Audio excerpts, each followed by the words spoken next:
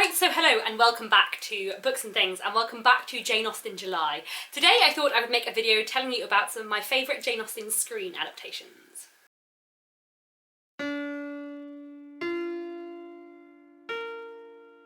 So these are going to be a mix of direct screen adaptations and modern retellings. I have 10 favourites and one honourable mention that I really wanted to mention here anyway. I had a lot of the DVDs for these, but a lot of them remain at my parents' house and I don't have them with me, so not many DVDs to show you today. So the honourable mention before I begin is Lost in Austen. Lost in Austen is a kind of modern retelling though, with a bit of a twist. It was an ITV miniseries back in 2008 and I really enjoyed it. It was also very nice to see a very different adaptation of Pride and Prejudice.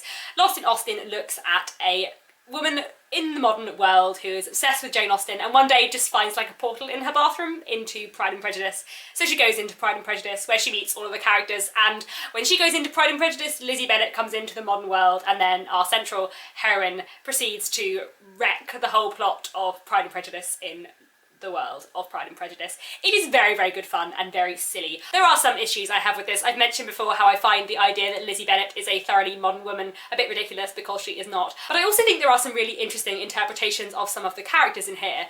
Mr. Collins in Lost in Austen is not silly, he's creepy. And actually, if you go back to Pride and Prejudice and read him a slightly different way, I do think you can kind of see that.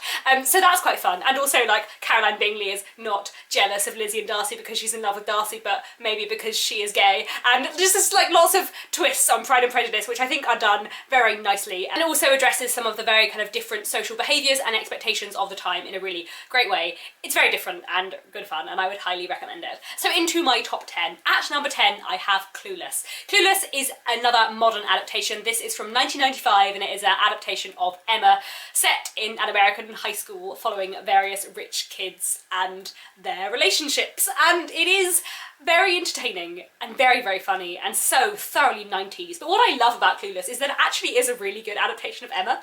It does the plotline really well. They set up a kind of similar dynamic between the Emma character and the Mr. Knightley character, and in the high school scenario they kind of replace to a certain extent social class with popularity, except that in the high school that they're in, popularity and wealth and class actually kind of come hand in hand. It's really well done and really interesting. I also quite like what they do with the Frank Churchill plotline. I think Mr. Elton is done just right, and in general it is good fun and a really interesting interpretation of Emma. Next, a direct adaptation, and that is the 1995 Persuasion. There was a more modern Persuasion from I think about 2007, but I didn't love that nearly as much. But the 1995 Persuasion, the BBC TV film, is absolutely brilliant and really nicely done. The acting is very good. Kieran Hines is great as Frederick Wentworth. Amanda Root as Anne really feels to me like Anne does in the book, and it's a lovely adaptation, also really nicely filmed. The Bath scenes are all great. Because Bath is so beautiful, an adaptation in Bath is always brilliant, and yeah, it's so like sweetly and tenderly and quietly done and absolutely brilliant. Definitely worth a watch. At number 8, another modern screen retelling of a Jane Austen novel, and that is the Lizzie Bennet Diaries. This is a YouTube miniseries which ran from 2012 to 2013 and I loved it so much. It's very entertaining, a bit silly. I think it's worth like giving it a few episodes to get into the style of it because it is very stylized, but it's very good fun and really well acted and really nicely done. And I think the way they update the books work incredibly well. The updating of the Lydia plotline is very effective, because I feel like it can be quite hard to update that plotline into the modern day and still make it work, but I think they make it work brilliantly. Jane and Lizzie's characters are very good. The updated Darcy is great, and I also really like the way they updated Charlotte's plotline. I think that's another plotline like Lydia's which you need to change to make it work in the modern day, and the way they made it work and the way they changed it was very reflective of a particular interpretation of Charlotte's storyline in the book, if that makes sense. So it was great and it was really well done. It's very fun and very engaging, and I just remember absolutely loving it. Like, I just remember being at university and getting like really excited. Like, I knew the time that those videos went up twice a week and I was there to watch them because I loved them so much. It's such a great series and one I would highly recommend. At number 7, I actually have a DVD for this one. It is Love and Friendship. This is an adaptation of Jane Austen's novella Lady Susan. Why it is called Love and Friendship, which is the name of one of her juvenilia short stories, I do not know, but that is beside the point. This is an excellent adaptation, and I feel like my love for it is just increased because I love Lady Susan so much, and I was so excited when they made an adaptation of this 2 years ago in 2016, because Lady Susan is so underrated, and I hope that this will have put Lady Susan on more people's radar, though possibly it would have done it more if it was called Lady Susan, but that is beside the point. Lady Susan is brilliant novella, and this is a great adaptation. It's very true to the novella while kind of adding things and embellishing, because Lady Susan is written in letters, so this does have to work differently, but I think it's very effective, because I think it can be hard to adapt to screen something like that is written in that particular form, but they do it really well. It's also very stylized. Like, cinematically this is really interesting. I don't know enough about film to explain the ways in which this is different, but there is something, oh, it's not exactly modern, but it's very stylized in comparison to other adaptations of Jane Austen books. You need to watch it to find out what I mean, but it's really lovely. It's really well done, and I'm so excited that I'm going to rewatch this soon, because yeah, highly recommend this one. You should definitely read Lady Susan, and you should definitely watch this. At number 6, I have the Pride and Prejudice adaptation from 1995. This is a lot of people's favourite adaptation of Jane Austen, and I do love it a lot. It is absolutely brilliant. It is 6 hours long, BBC miniseries, thoroughly detailed, very true to the book, and very nicely done. Jennifer Ely is wonderful as Lizzie Bennet. Colin Firth is excellent as Mr. Darcy, and it's just a really strong adaptation, and very true to the book, true to the time. Excellent like costume and music, and really great if you want a long Jane Austen adaptation to really sink your teeth into. I would highly recommend it. But at number 5, potentially also tied but potentially slightly above, is the 2005 film of Pride and Prejudice. Now, I have made a whole video before talking about these two adaptations of Pride and Prejudice and the different things I like about both of them. I'll link that down below. I love both of them a lot. I know that this one is less true to the book, and I do have some issues with it. For example, the fact that Lizzie Bennet frequently walks outdoors, outside of her own grounds, not wearing a bonnet, which Lizzie Bennet would not do. There's lots of like social and historical things in this which I think are not quite right, but the music is beautiful and the cinematography is incredible, and I think Matthew McFadden is my preferred Mr. Darcy, because I think he gets the social awkwardness very well as the pride. And I think Colin Firth does the pride very well, but for me he doesn't do the social awkwardness quite as well. I love this adaptation a lot, and while it is not perfect, it is amazing. And also, the audiobook of Pride and Prejudice that I have is 12 hours long. It would probably take me about 10 hours to read Pride and Prejudice. The BBC miniseries of Pride and Prejudice is 6 hours long, so really, like, if I'm going to watch that, I could just read Pride and Prejudice, whereas this is like 2 hours long. So like, I can get all of Pride and Prejudice condensed into 2 hours in this, whereas in the BBC miniseries, yes, it gets more of Pride and Prejudice in, but it's so long that I almost could read the book. So I feel like this would be a more, like, regular comfort watch to me, much as I love the 1995 miniseries as well.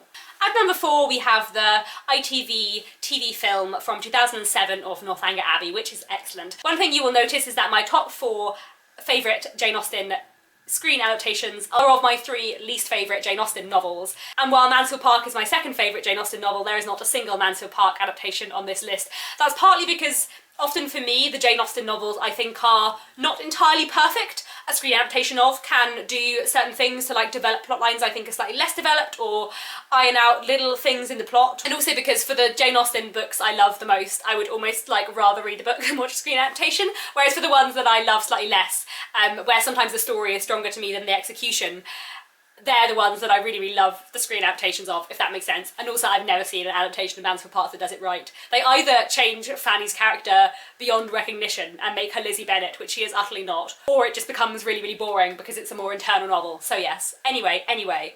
Number 4, Northanger Abbey ITV film from 2007. This is really brilliant and does such justice to Northanger Abbey and is thoroughly enjoyable. Felicity Jones as Catherine Morland is magnificent, and Carey Mulligan as Isabella Thorpe is amazing. I mean, I love Carey Mulligan like a lot, but she is so good and so perfect, and it's a really good adaptation. I also think it does like Catherine's interest in Gothic and Gothic literature really well, and it also like makes the climax of the plot a little bit more dramatic just by twisting things very slightly, just like squidging things up together in a way that makes it more dramatic, which I do really enjoy. At number 3, I have my favourite modern screen adaptation of a Jane Austen book, and that is Emma Approved, which is another YouTube miniseries made by the same people who made the Lizzie Bennet Diaries in 2014, and it is incredible. I love it as an adaptation of Emma. I think it's perfect. I think it updates it so well. I think the way they update Emma, who is literally a matchmaker. Like, her job, she matches people. She runs like a bespoke matchmaking service for really rich people. It's mad, but it makes sense. I love the way they update Miss Bates. I love what they do with Harriet. I love what they do with Mr. Elton and with Robert Martin, and the Mr. Knightley character is really, really brilliant. Like, they do it so thoroughly well. I think it's a really, really, really brilliant adaptation, and definitely one I would recommend. It's really, really enjoyable, and just, to my mind, like, modernised Jane Austen done well. It's wonderful, and one that I would absolutely recommend. My second favourite Jane Austen adaptation is another Emma adaptation, and that is a direct adaptation, and that is the mini-series from 2009 with Romola Garai and Johnny Lee Miller, which is incredible. Emma is not my favourite Jane Austen novel, but I love the plot. It's just sometimes it drags for me and it feels a bit long, and also Miss Bates, her long dialogue is amazing and hilarious, but also kind of exhausting to read, whereas when it's on screen, like, it's just brilliant entirely. There are so many amazing things about this adaptation. It's so well acted. I think Romola Garai as Emma is just perfect, and John Lee Miller is a wonderful, wonderful Mr. Knightley. It is a brilliant adaptation, so enjoyable. It's a good 4 hours to sink your teeth into, which I think really gets in more of Emma, because I've seen films of Emma before and they don't seem to quite do it justice to me, especially for some of the more minor characters like Miss Bates. I would really, really strongly recommend that you watch this adaptation. I think it is absolutely wonderful. But my favourite Jane Austen adaptation is this Sense and Sensibility from 2008, which I adore hugely and could watch like on repeat for a lot of time. It is brilliant. It's just so brilliant. It has Hattie Morahan, it has Charity Wakefield, it has David Morrissey, it has Dominic Cooper. It's just such a good cast and so brilliantly executed. I mentioned in another video recently that Sense and Sensibility is my least favourite Jane Austen novel. This isn't because I don't love the story, it's just because I don't think the execution of the story is as good as it is in sort of Pride and Prejudice and many of her other books. But for me, because I do really love the story, a really good screen adaptation of Sense and Sensibility is a real joy. One of the things I struggle with Sense and Sensibility as a book is that I feel like Eleanor and Edward's relationship, you don't really get to see very much of it, you don't get to see much of their dialogue, it doesn't feel that developed. In this it's perfect. Also Margaret, the younger sister, who is kind of an irrelevance in the book in some ways and not really explored, is really, really strongly characterised in this. It does take quite a lot of nods from the earlier Sense and Sensibility adaptation, especially in the characterisation of Margaret. I really like the film of Sense and Sensibility too, I just don't love it as much as all the ones I'm talking about today. This adaptation for me is just absolutely incredible and perfect. It's a good length as well, not too long, not too short, 3 episodes, and yeah, I love it very, very much. I would highly recommend it. There we have it. Those are my favourite screen adaptations of Jane Austen novels.